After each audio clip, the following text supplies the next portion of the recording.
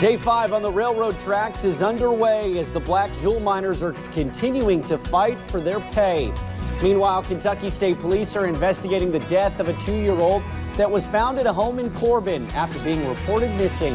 Plus, there are concerns about used needles and drug paraphernalia being found in a city park. Dedicated to Eastern and Southern Kentucky, this is WYMT Mountain News This Morning.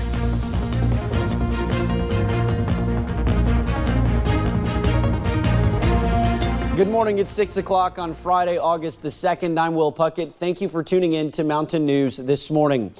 Well, Brandon just made me a little sad, not with the forecast, but with the sad reality that he and I have 9 shows left together.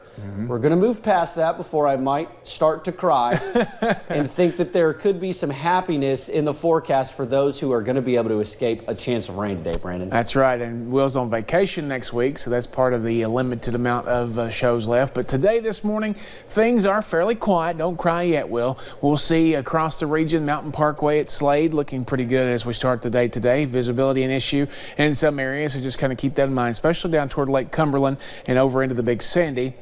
Live pinpoint Doppler radar, clean sweeps. For the moment, we're looking at temperatures anywhere between about 65 to around 70 this morning. Jacksboro holding on there. 66 in the Tri-City, 63, a little cooler out toward Paducah, 66 Cincinnati, 71 in Louisville. Your appcast for today, you can download that for free on your smartphone or tablet. We will see temperatures climb into the mid-80s with scattered chances for showers and storms later today. Rest of the forecast is on the way here in just a few minutes. Will? All righty, Brandon, thank you.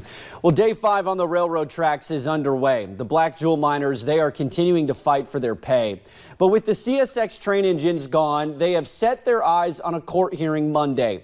And as the time ticks by, the start of school and the costs associated with it get closer. WYMT's Emily Bennett was in Harlan County talking to the miners' families about what they need.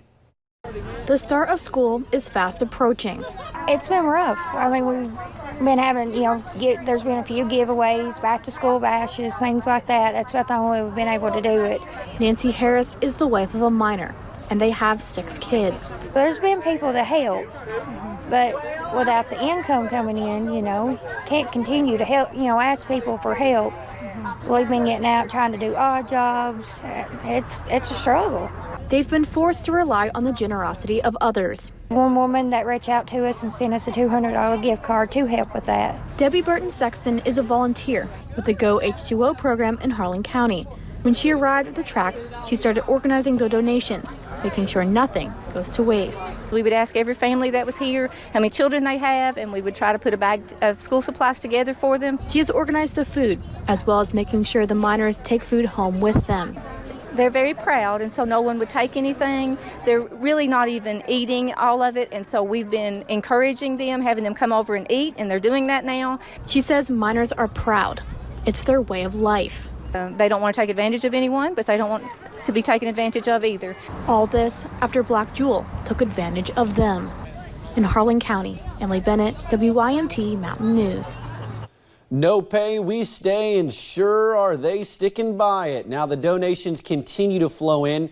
Wednesday, With Love from Harlan was given more than $7,000 worth of Food City gift certificates by South Yadkin Baptist Association in North Carolina. We have heard from Senate Majority Leader Mitch McConnell about the Black Jewel situation. He called it shameful and outrageous. Well, the company obviously violated the law. These miners are entitled to be paid. You can understand their exasperation. They were apparently bouncing checks that the company had given to them against state law. They need to be paid, and they need to be paid quickly. And Harlan County miners are getting help from all over. Yesterday, Kentucky Attorney General candidate and Democrat Greg Stumbo of Floyd County stopped by. He visited alongside Lieutenant Colonel Amy McGrath and 2 state legislators to talk with these miners. Stumbo said he sees how this impacts people in the region firsthand. He calls what was done to the miners illegal and says it deserves a full investigation. I mean, not only should there be a civil matters before the bankruptcy court, litigation in civil court, there needs to be a criminal investigation in this. This was something that they planned. It was premeditated. They did it to him during miners' vacation. Now, how cruel is that to do? Now, we did reach out to David Cameron, who is the Republican running against Greg Stumbo for Attorney General, but we have not heard back from his campaign. Yesterday, Shop Local Kentucky sent us this shirt. 100% of the money is going to the Harlan County Community Action Agency to help minors. The shirts are $25. At last check, they had already raised more than $25,000 themselves. Don't forget that Appalachian Apparel is selling a shirt as well. All of that money will go to the minors as well. Well, later today, there will be a 5K to raise money in Letcher County. The registration begins at 5 at the Recreation Center. Black Jewel's next hearing is Monday. Plans are being made to get minors to that hearing in Charleston, West Virginia. Well, officials say recovery efforts are underway after a mine accident on Wednesday at Paradise Mine in Central City. Around 5:30 in the afternoon, 62-year-old Richard L. Knapp was constructing a form which is used to fill a mine shaft with concrete. This was part of an effort to seal and close the mine. A methane gas explosion in the shaft caused Knapp to fall. All operations were shut down and remain closed at this time. Well, there are concerns about used needles and drug paraphernalia being found at a city park. As Paintsville City Police began their nightly patrol on Wednesday, they came across Christopher Hall at the park besides the city pool. Officials say Hall seemed to be under the influence and they arrested him. The male appeared to be under influence after giving field sobriety test. They concluded that they got all clues that he was impaired. After placing him under arrest, they located approximately 3.5 grams of methamphetamine. Officials say to contact your local police department if you find any needles or drugs lying on the ground. Well, Kentucky State Police are investigating the death of a 2-year-old that was found at a home in Corbin after being reported missing. WYMT's Hannah Reynolds has more on the situation. Corbin firefighters say they always dread being called to a missing kids case. It's just hard for us, it's hard for the family, it's hard for everybody involved. But some days, like Thursday, are worse than others. Because no one wants to see a child hurt or injured or anything like that. So it's just a somber night around here. When first responders were called to a home on Leona Wyatt Road Thursday afternoon, they had high hopes they could find the missing child. Deputies with the Whitley County Sheriff's Department and PD units with Corbin Police Department arrived on scene to the missing child complaint, and that's when they located a small child. Kentucky State Police say those hopes were crushed when the 2-year-old was transported and pronounced dead at Baptist Health Hospital in Corbin. Now they can only try their best to determine exactly what happened as the investigation mounts into what led to the death of the toddler. That's human nature, is you're going to put yourself in their shoes. You're going to imagine what life would be like if that was you and your child. And that helps us do our job as well as we do, is to put ourselves in those positions and realize that what would we want, would that be us? The cause of death and circumstances has not yet been released. In Corbin, Hannah Reynolds, WYMT Mountain News. State Police saying autopsy is scheduled for later today. We will update you as we learn more, of course, on WYMT.com. Well, Kentucky State Police are also investigating a deadly officer-involved shooting. It happened in McKee. No officers were hurt, but we are told 54-year-old David Willoughby was shot and killed by police after he tried hitting an officer with his vehicle. This all started yesterday in Montgomery County when Willoughby named as a suspect in a murder in Jeffersonville.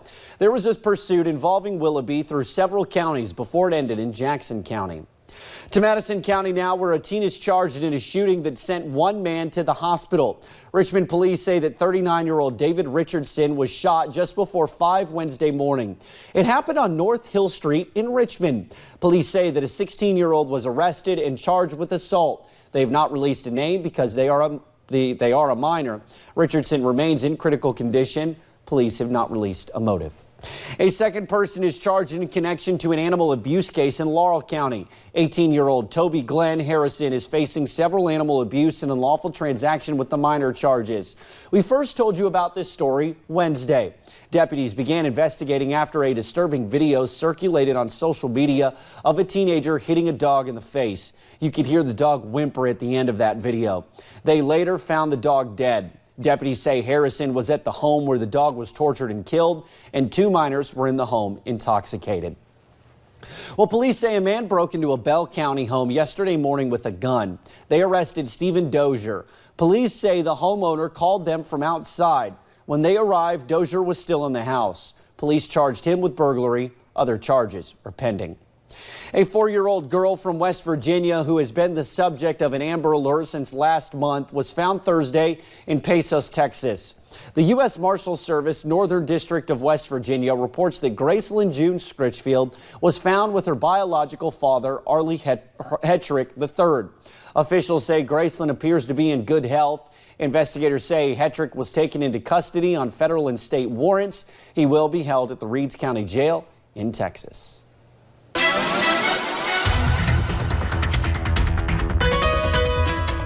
Visibility, a little bit of an issue in some spots this morning. As we take a look at the map, you can see less than a mile there in Paintsville and anywhere less than 5 miles, which is a few spots on that map. Again, some pretty dense fog, so be careful of that as you head through the first part of your day. Temperatures in the upper 60s, mid to upper 60s now in Paintsville at 65, and then 70 in Jacksboro. That's your range this morning. A couple of degrees cooler in some of the big sandy counties, a few degrees warmer in some other spots across the region. Your day planner today takes us up to about 84 this afternoon. And we see those scattered chances for showers and storms and mix as we head into the lighter parts of the day. Will? All righty, Brandon. Thank you for joining us on Mountain News this morning. More news is on the way. The race for Kentucky's governor continues to heat up as Governor Matt Bevin rallied against Andy Beshear for attending a fundraiser co-hosted by an abortion provider.